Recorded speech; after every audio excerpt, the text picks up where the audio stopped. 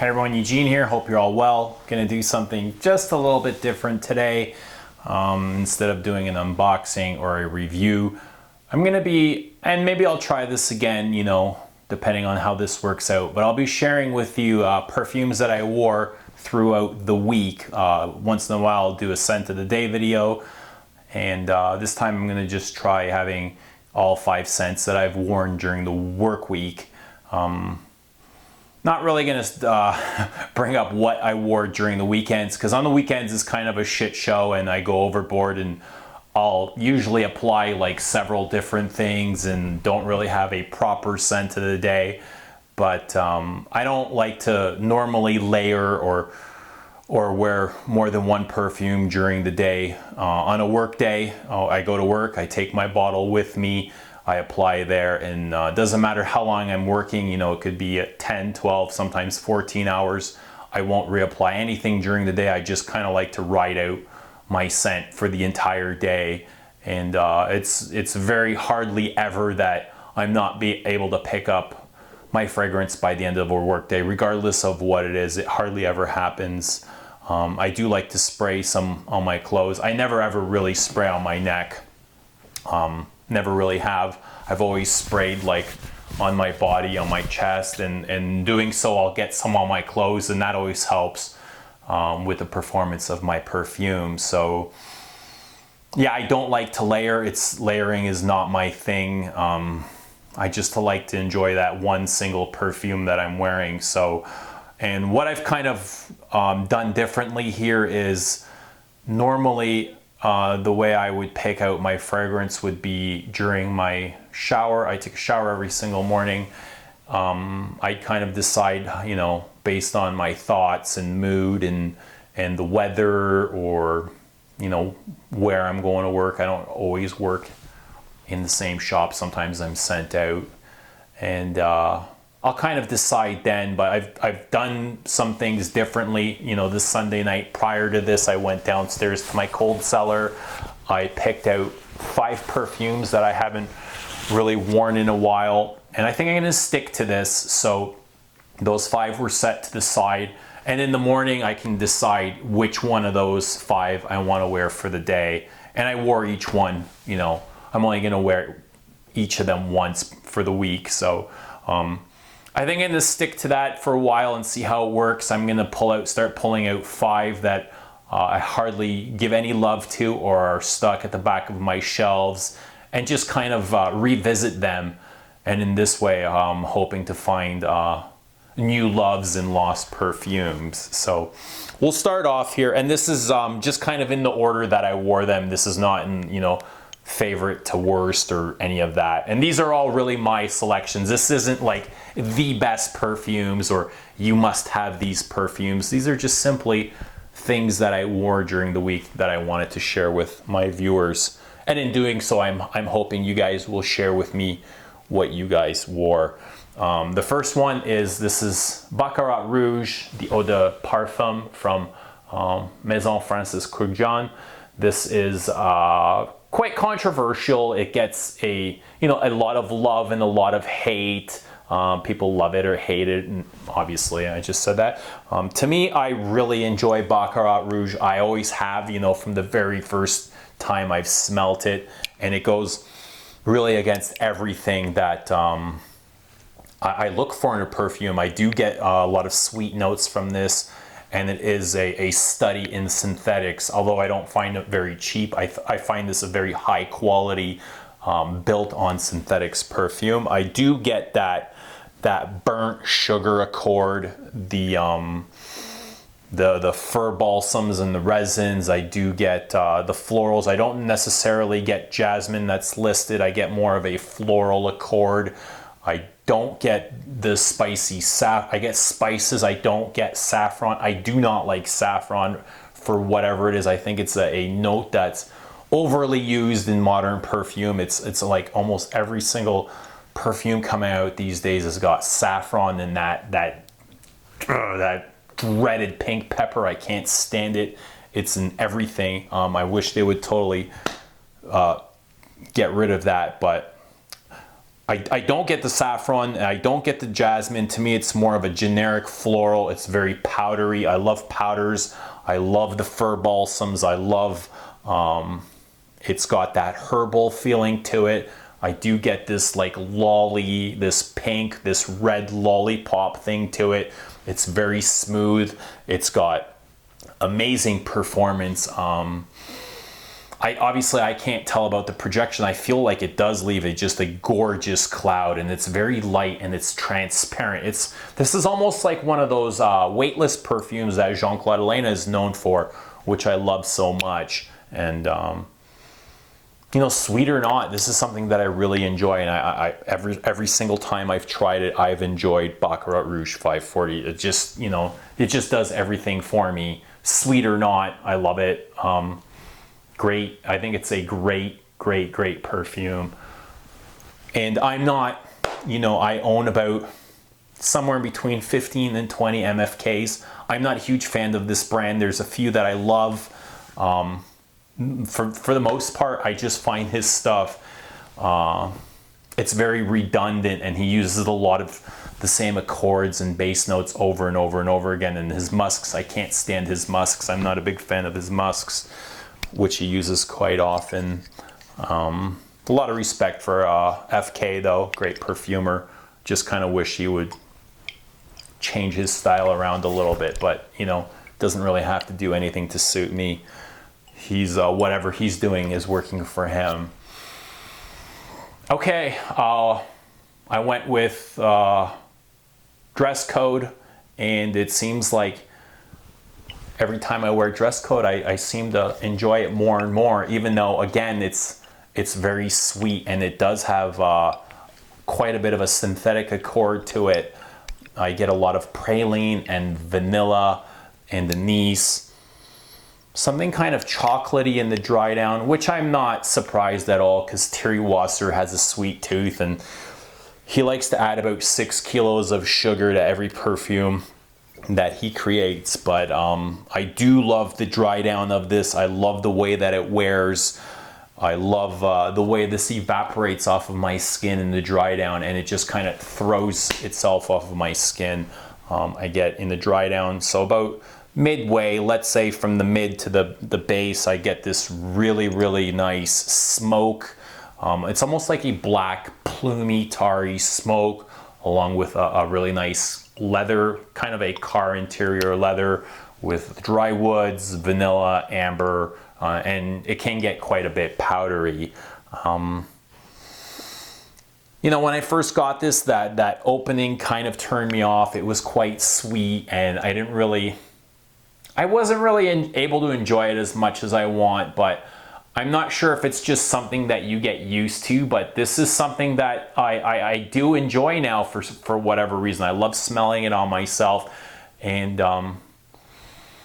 I do enjoy wearing it. This is the third, I think there's three additions to this line, so they're now become a collectible. I was planning on picking up the fourth one that just came out, and just talking to Crystal, he's like, man, you're really falling for the marketing, you know, just let it go, buy something else that you enjoy. And I thought, yeah, you're kind of right. Like, all versions smell the same, has never been reformulated. It's just the bottle art is a little bit different. So the newest version has a camouflage pattern to it, which I think is cool. I'm not into camouflage. Personally, I don't do camouflage. I think it's kind of like trashy, and I don't see what camouflage has to do with like being dressed up. Like, when I think camouflage, I think like Duck Dynasty and stuff like that. Guys going into the woods and hunting and drinking beer and pissing out in the forest, and there's just nothing classy or dressy or you know, it's just got nothing to do with each other. And it's just reminds me of rubber boots and Crocs. So I'm kind of like confused with the whole camouflage pattern, but whatever, the bottle's quite nice, and I'm gonna let it go for now, but I'm sure eventually, somehow, somewhere, it's going to find itself on my shelf, because I do have that collector gene in me,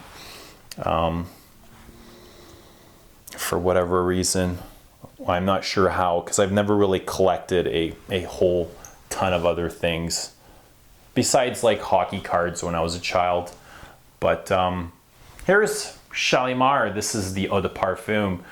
And if you know Shalimar, you know it's all about bergamot and vanilla. And I did review Jiki last week, and you know, you can definitely pick up the similarities. They're definitely like related, and yeah, naturally, like Shalimar derived from Jiki. Jacques Guerlain dumped a vat of vanilla inside a compound of Jiki, and that's pretty much how it arrived.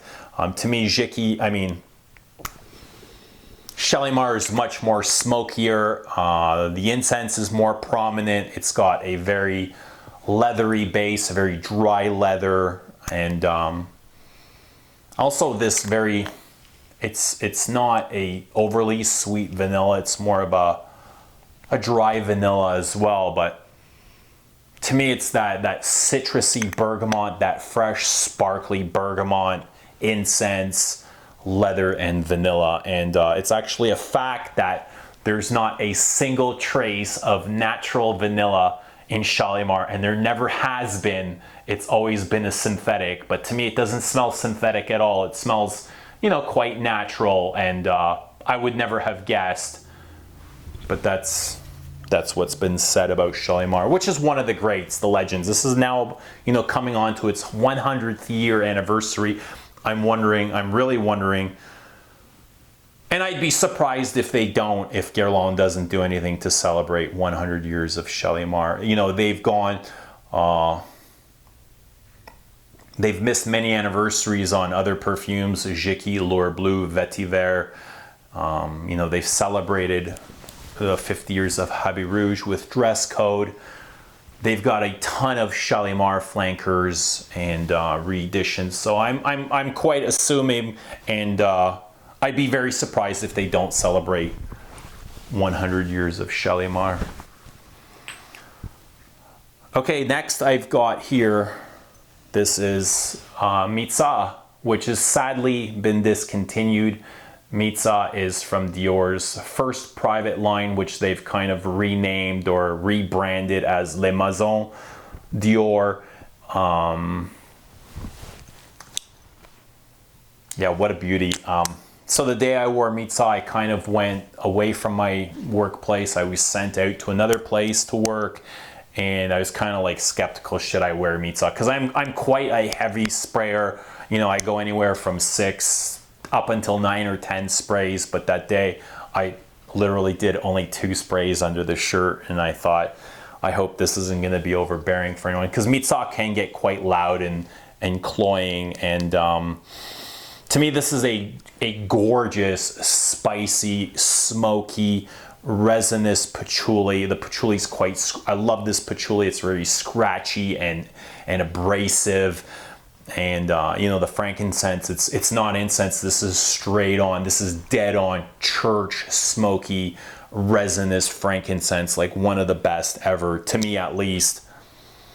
Very nice green spices of coriander to give it a nice kick, and to me it's just a very ambery, masculine, spicy fragrance, kind of in line, like when I wear this, I think, I don't know, maybe Sahara Noir or something along that lines, spicy and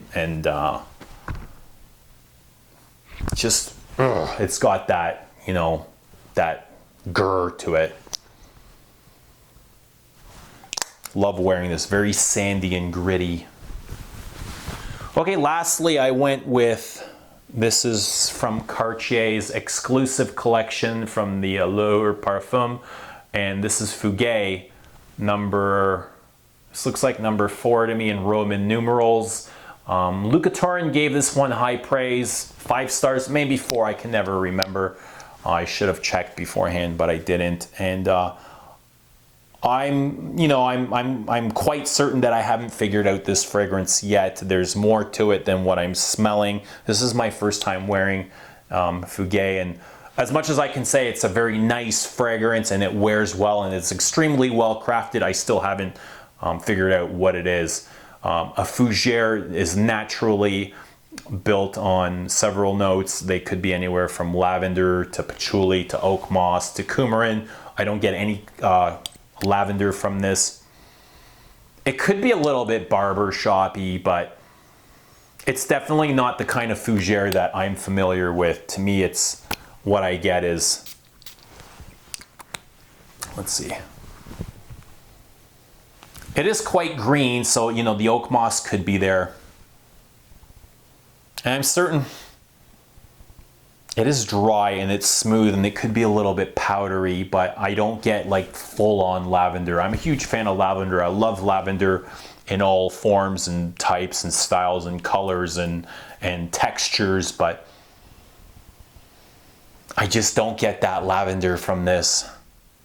I can see there being oak moss, like a component of oak moss. It does kind of have that